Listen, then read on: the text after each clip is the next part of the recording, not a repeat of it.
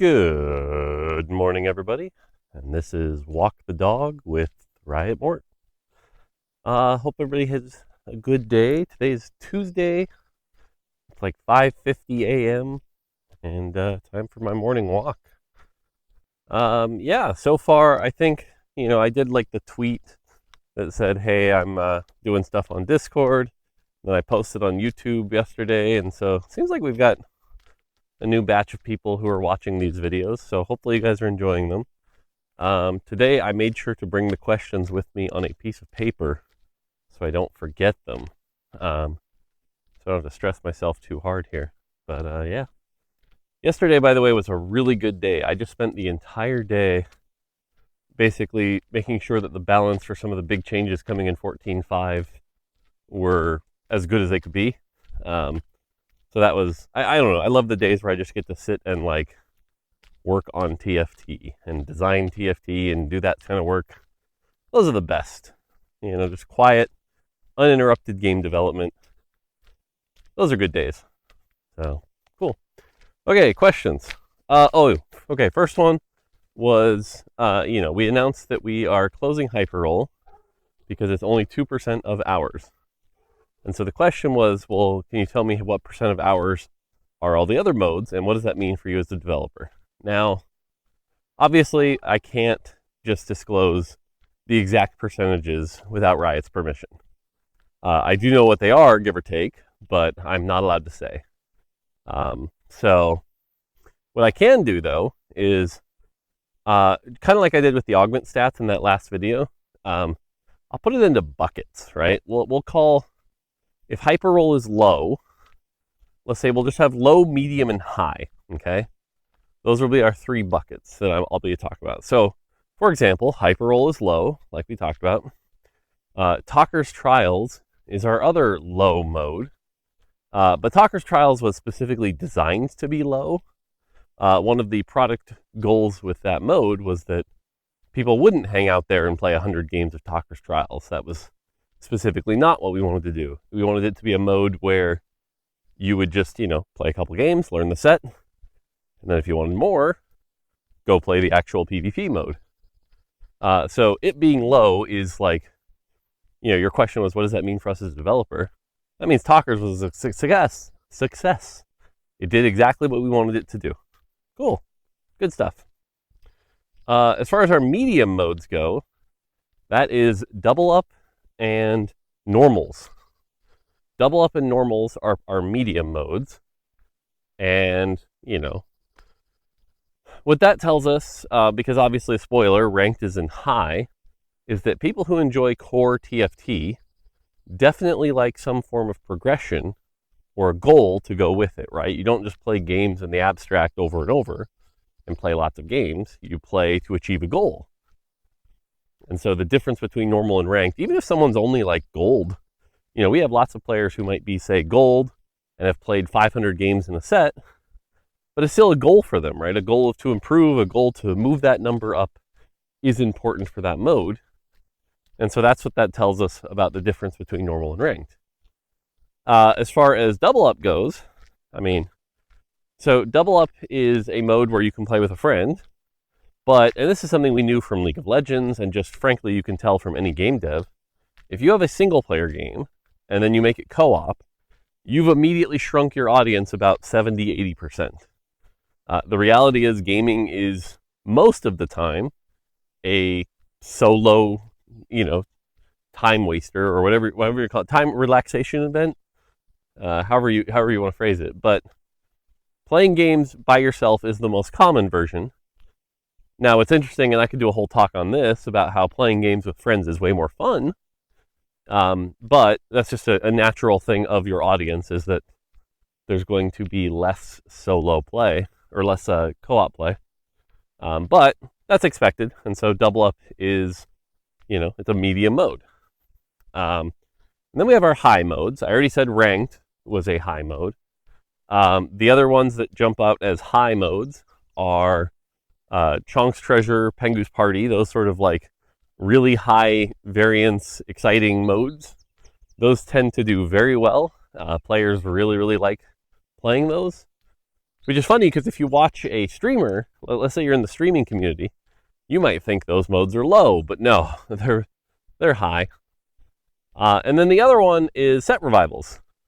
Set revivals are often high because what we find is that generally, 2 months into a set, people have met their goals. People are like, hey, I'm kind of, getting a little good with this set, but you know what would help? I'd love to play some new content. And so they'll go play a set revival. And that'll get a bunch of hours. And so, the set revival now has that other progression system as well. And that really helped set revivals as well. But those are our high modes. And so generally we look at that pattern and we're pretty happy with that overall. But yeah, hyper roll was just the weird oddity where it was like a ranked competitive mode, but the engagement was so low. So it was like, what purpose is it really serving? It also, compared to double up, hyper roll needs a lot more custom, tuning. Considering the games are only half as long, the stages were completely different. Like Anima Squad launched in hyper roll, and it was like Anima Squad scales with stage. So, stage 7 Anima Squad does a lot of damage. Well, stage 7 in hyper roll, not that crazy. So yeah, stuff like that. But yeah, so that's an approximate rundown of the hours. Again, I can't give you specific hours, but hopefully that kind of gives you an idea of approximately who's playing what mode. And like I said, nothing in there is that surprising, right? It's like people play ranked, people play the new thing that's out, and they have fun, So yeah, there you go. All right, what was the next one? Again, I brought paper today. I was smart because I wrote down 5 of them. Okay. So we removed augment stats, and generally this has been positive for the game. So the question is, why not remove stats for items, champions, traits, etc.? This is a really complicated question. It's a really fun one. And it's going to depend on your play style and your personality and what you like and don't like. And I'm going to start with an anecdote. I used to play poker for fun. I never gambled much or anything like that, but just for fun with my friends. And about a year ago, I went to a bachelor party with those same college friends. And we were talking about poker. And they said, oh yeah, stats have ruined poker. Apparently, the meta in poker nowadays is there is a table that's based on your hand and based on the conditions. This is exactly what you should do. And everyone just plays poker like a flowchart without even looking at their opponents or thinking about it's just play this flowchart. And so they were like, stats have ruined poker. And I bring this up because this is kind of true for every game. If you played, we're at the uphill part already. If you played Magic the Gathering back in the day, you would build decks, but there weren't really stats to be this is the deck that's performing the best or anything like that. Fast forward to Hearthstone, and it would be this card has exactly X% in arena. Here are the decks that are doing well. And stats have essentially boiled everything down to here's the answer to play. The problem is, so it's why not do everything in your power to block all the stats? Well, first off, the cat's already out of the bag, right? Even if we hypothetically blocked everything, players would begin to create those stats themselves. Whew, early morning. Walking off dinner last night. Players would create those stats themselves, even if they weren't as good. It's just that human tendency for knowledge to try to figure out what's best, what's doing well. You see this all the time with fighting game community tournament results. And they'll use those to make stats. Even though there's no stats for characters, Smash Brothers is notorious for this. You'll see how many times each champion won a major, or it's just our need to quantify everything down. Whew. But the other angle of this is that stats, like if you look at like tactics.tools right now as an example, a lot of players really like these sites as a learning thing. Hilariously enough, if you watch the double up event, I think Saikuno and the way he plays TFT is a good example of this. Saikuno has picked his favorite comp, which is Twisted Fate, and he enjoys logging in and playing Twisted Fate. And that's just what he enjoys. That's how he likes to have fun with the game. And the reality is, from what we can tell, that's not a small... The portion of the audience that plays TFT like that, not small. Not everybody is willing to go in and play at the very like adaptive, let me figure it out. And so if we said, hey, there's no stats, there's no anything like that, it creates a situation where a lot of those players will feel lost and they may not enjoy TFT as much, which is unfortunate because I will say my personal play style is I do not enjoy, what the stats do to the game. But I don't make games for me, I make games for our audience. And a lot of people in our audience do enjoy that, They do enjoy going, here are the 3 or 4 comps I want to play and do well with and not feel like I'm going to be punished, right? Because CFT does have a steep learning curve. And, that learning curve can be very daunting without being able to go, oh, so if I want to play Twisted Fate, here are some of the items I should maybe suggest to build. Now, internally, we are talking about how we need to do better in-game. So an example of this is like, right now, if you highlight Twisted Fate and you mouse over the item recommendations, it shows 8 items. But let's be real. Does Twisted Fate have 8 items he can use? No. He needs a Ginsu's. And then there's like 2 or 3 or maybe 4 on a good day items you can put on him. We should probably tell you that, So, there are things we can do to help this as well. But the reality is also, we've talked about this before, no match history. That's another one, like being able to share, how your last game went and things like that. We would have to eliminate match history to even consider this. So the trade-offs just don't seem worth it. But all of this also goes back to how people interpret stats. I keep going back to Vex this set. If you go back and look at Vex in the first patch of data, you can look this up right now. It's still on tactics.tools at least for another week or so. It's like the 11th most built item was Gunblade. Yeah. Stats only tell you what is, not what can be. And so, but that's not to say, stats are wrong or anything like that. Like, it's not binary. And that's one of the hard parts about discussing this is like, sometimes stats are dead right, But sometimes stats are not. And so, but people aren't always nuanced and they're not always looking for their game to be a deep educational, philosophical debate about what's playable and what's not. Sometimes they want to just log in and win. And so you have to serve that player motivation. So TLDR here is, while there are definitely some people who would love it if we got rid of stats, me included personally, realistically, it would do bad things for making our game more approachable, making our game more social and to share like how your results went. And so probably not something that's going to happen. I just don't see it. And like I said, every game right now in the industry is going through this. So every single game.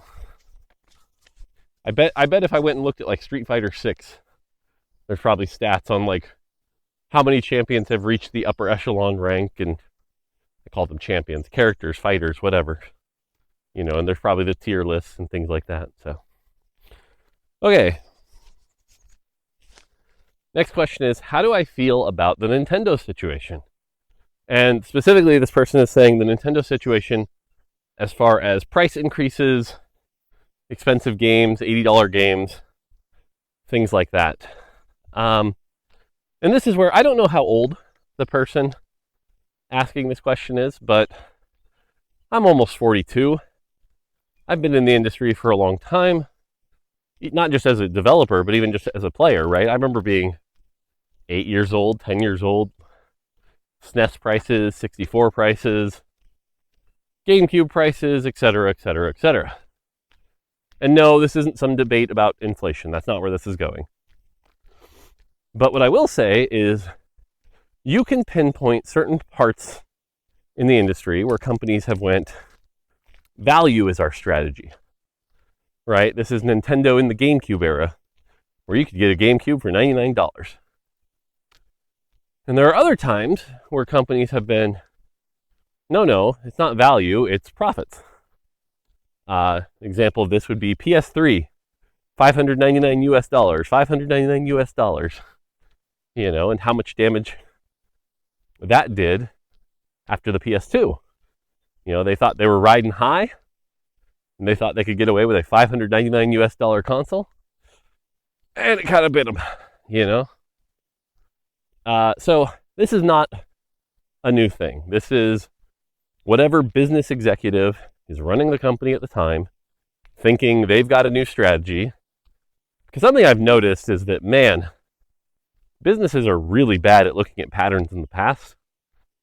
But, something I've seen so far is that a lot of these business execs will go, what is the maximum we can push this to maximize profits while still being accessible? I think Nintendo is probably looking at the success of the Switch. They're looking at PlayStation 5 sort of meh, especially in Japan. They're looking at Xbox as not existing. And they're sort of going, you know what?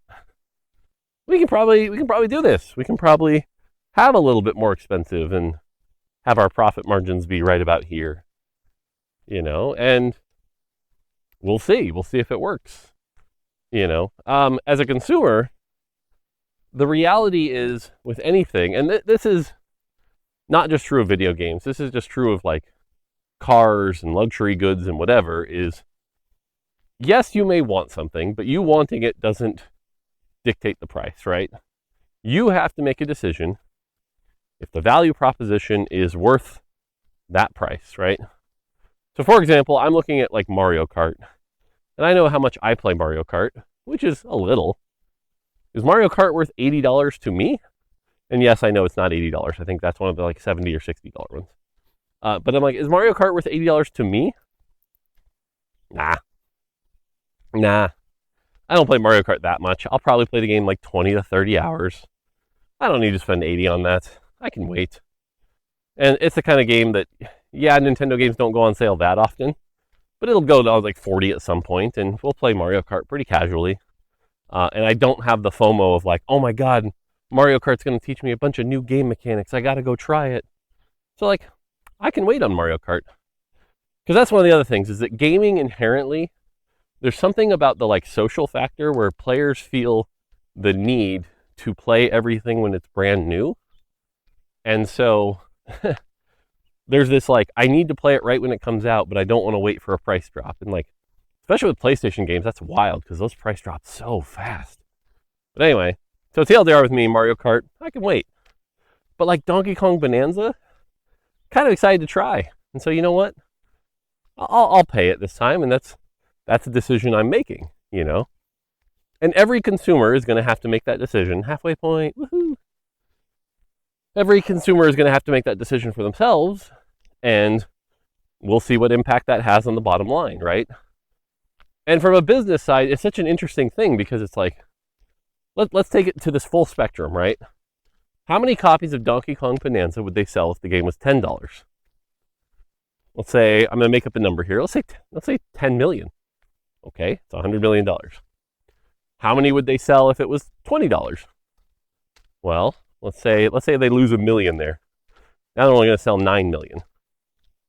Well, now that's 100. I'm probably doing my math wrong here. 180 million. So they just made $80 million more dollars by making it $20 more expensive, right? Fast forward this all the way to, let's make it $100. Well, how many copies are they going to sell? 1.5 million? If it's $100, 2 million? I'm betting they're banking on like 3 million. Well, 3 million times $100 is 300 million. So their profit margins are still higher despite only selling, 1/10 or 30% of what $10 game would do. And that's like, I'm being overly simplistic here. But the point is, someone has made this decision and evaluated that, nope, if we put it at $80, this will keep our profits high and not do damage. That's the decision they've made. So it's interesting. I look at games, like for example, if Smash Brothers Ultimate was $80 and came with the DLC characters, I'd buy that in a heartbeat. Or a lot of people talk about GTA 6, and if it was $100, which is funny for me, I'm not a GTA fan, so like I'm not paying $100 for GTA 6. But if you're some streamer that wants to be there day one and play GTA online and whatever, you're paying the $100, right? So, yeah, and that's just how like businesses and transactions work, right? Is they set the price, you decide if it's worth it. And so their total sales will drop, like that's just factually true, but will it hit their revenue? I'm skeptical. And I mean, you can see this in, not riot prices for their microtransactions, right? It's like, if you sell a skin for $30 and you sell a skin for $100, what are the difference in total sales? And how much does that do to your revenue, But the part a lot of people don't consider is the long-term audience loyalty, right? Like, let's say, for example, I made my own company and we sold a game for $10. And yeah, our profits were lower, but 10 million people all of a sudden love our game. And then you make another game and, maybe it's not as good, but it's still good. You sell it for $10. You create a brand loyalty. And brand loyalty has its own value as well. And again, a lot of the newer business people, they don't think long-term. They think short-term profits. They don't think long-term brand loyalty. And so all of this to say is that someone gets to make that decision. But yeah. TLDR, if I was CEO of Nintendo, I probably would have stuck at 70. I don't think I would have gone to 80. But maybe that makes me a coward, But I get it, and I can at least logically understand why they did it. So. Ugh. Okay. This one, before I go into this one, today's Mort thoughts. Today's when we're going to start talking about 14.5. 14.5 is some of the item reworks. And this is a big deal. I'm not going to be around to patch rundown these, but we got some item reworks coming to the core item system, which is always scary. So in my Mort thoughts today, I'm going to be talking about what that means, why we do these, sort of the risks and pros and cons. But yeah, I think the one I'm the most excited for is Shiv becoming an artifact. So yeah, look forward to that. Anyway, the next question is, how do you balance work and family life? Do you have like a schedule, or how does that work? So this one is tricky and will depend on your situation, but there are two things I wanted to say about this one. The first one is that I forget who it was, but someone was doing a guest speak at Riot, and they said, there are 3 important things in our life: work, family, and friends, when it comes to our social interactions. And unfortunately, you only have the capacity, the mental capacity, to be good at 2 of them. So at some point, you will have to make a sacrifice as to which one you're not going to be good at. And for me, the one I'm really bad at is friends. I don't really see my friends that often. I think maybe once or twice a year if I'm lucky. In a bad year, it's less than that. I've got a friend who's up here in Washington. He and I have been meaning to get together. I think the last time we talked was in January. I was like, oh yeah, let's get together. It's May. Still haven't got together. So, but because I've chosen work and family to be my 2. And so you have to make that decision for yourself. If you're young, it's probably work and friends, But at some point, if you want to start a family, something's got to go. And usually, because we all require revenue to keep our roof over our head and fed, work doesn't usually end up the one being cut. Now, if you're somehow a quadrillionaire, great, you can cut work. Or if you have a job that you can get away with, like doing the bare minimum, you can just, and again, I'm no shade to any particular job. I'm just going to throw out a make-believe job here, but like, I don't know, if you're a bank teller, and you show up and you just do your job and that's it, and you're happy with where you are, you could maybe put that as your bad one and still do the job, but not necessarily be great at it, So that's that. And like I said, I've made the decision that I am going to do that, prioritize work and family. The second thing here is that I have made an agreement with my wife, and the way we do it is I make enough that she doesn't have to work. Okay, that's step one. And in order to do that, we've always agreed, we came to a mutual agreement that I will give 100% or more at work, and she will understand that, because by doing that, that allows her to not have to work. And she's like, I'll take that trade. I might see a little less of you than I'd like, but I get it. And I get why you're doing it. It's so you can be great at your job, keep getting raises and promotions, and that's important. But the condition is that you cannot miss important things. So for example, I have never, traded work for a birthday or, anything like that. Like, my God, if I ever miss my kid's birthday, she'd kill me, rightfully so, because the priority list is, kids' important dates, or like my daughter used to be in dance, and like I would go to every one of her dance recitals. You don't miss those things, that's priority one. Priority two is work, and then priority three comes back to family, where it's like, okay, with leftover time, then it's like, hey, I'm going to take my daughter to the movie because it's been a little bit since we've hung out, or I'm going to make sure we all watch some TV together at the end of the day. But having that sort of clear prioritization can really help. And so like when I have to go to LA for a week, it's like, yep, is what it is. But I think if you looked at my total schedule, if I were to like post my schedule online and go, this is how much I'm working and this is how much I spend with family, Twitter would probably rip me apart and they'd be like, you're a terrible dad. You're barely spending any time with your family. But again, that's a conscious decision and trade-off that my wife and I have made that we're happy with. And so if you have a family, you and your partner are just going to have to agree on what is that line. And then the other thing is don't break it, right? Like, again, if I ever missed anything important, she'd kill me. So like Mother's Day was this weekend, and if I had done nothing for Mother's Day and went to the doubles event, she'd be pretty pissed at me.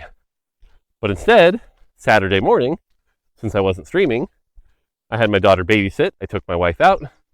We had fun together for about 4 hours. I said, Happy Mother's Day. She felt loved. Good. And then Sunday when I go, hey, I'm leaving for the entire day to go to this TFT event, she goes, okay, I get it. You gotta do these things. And you made me feel loved on Mother's Day. No worries. So, yeah. That's the answer. Try to balance it out. All right, we're getting to the point where I do the uphill, but I had one more question. Oh, that's a hard one. I don't know if we're going to get into that one today. I might have to save that one for tomorrow. That one's a longer one. So there you go. It's Tuesday. Like I said, for whatever reason, this is a slow week for me. So it's kind of nice. I just get to like focus on TFT. Since I did a lot of the 14.5 stuff yesterday, today I'm going to dive into set 15. It's time to do because the set's getting to the point where it's like pretty locked in, pretty solid. Team's working on the mechanic. But it's time for me to go in and like look at every champion one by one, see if there's something that's being missed, see if there's anything we need to improve. But it's feeling pretty good. We're ahead of schedule on the set, which is good.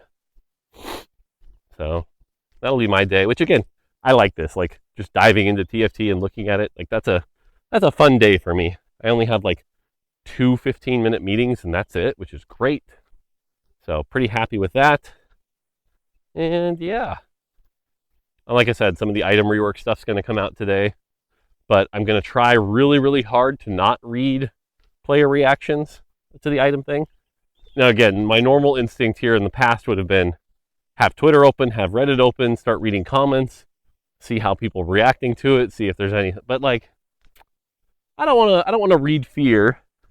I don't want to read people going, "Why are they reworking this? That's just going to nerf this champion into oblivion because I think that champion likes that item." Even though I've already meticulously simmed all of these things, I'm going to trust that I'm good at my job. I'm not going to worry about it. So if something important comes up, it'll get flagged to me. But I have to fight that instinct to just read the online stuff. So, yeah. All right, cool. I think this is where we're going to end it for today. These are usually ending up about a half an hour. Let me know, by the way, if you guys think I should make these not unlisted but listed. I'm a little nervous about that. It might be fine if I just never read the comments, but I don't know. I'm enjoying the fact that the people who actually want this content are the ones seeing it right now, so I might give it a bit. I don't know. And then the last thing is I finally got a time frame on the curveball, and I got to figure out what that means for the future, so that's a whole other question I got to dive into. So, all right, time walking uphill. I'm going to end it here. Hopefully y'all have a great day. Well, this has been Walk the Dog with Mortdog. Until next time, take it easy.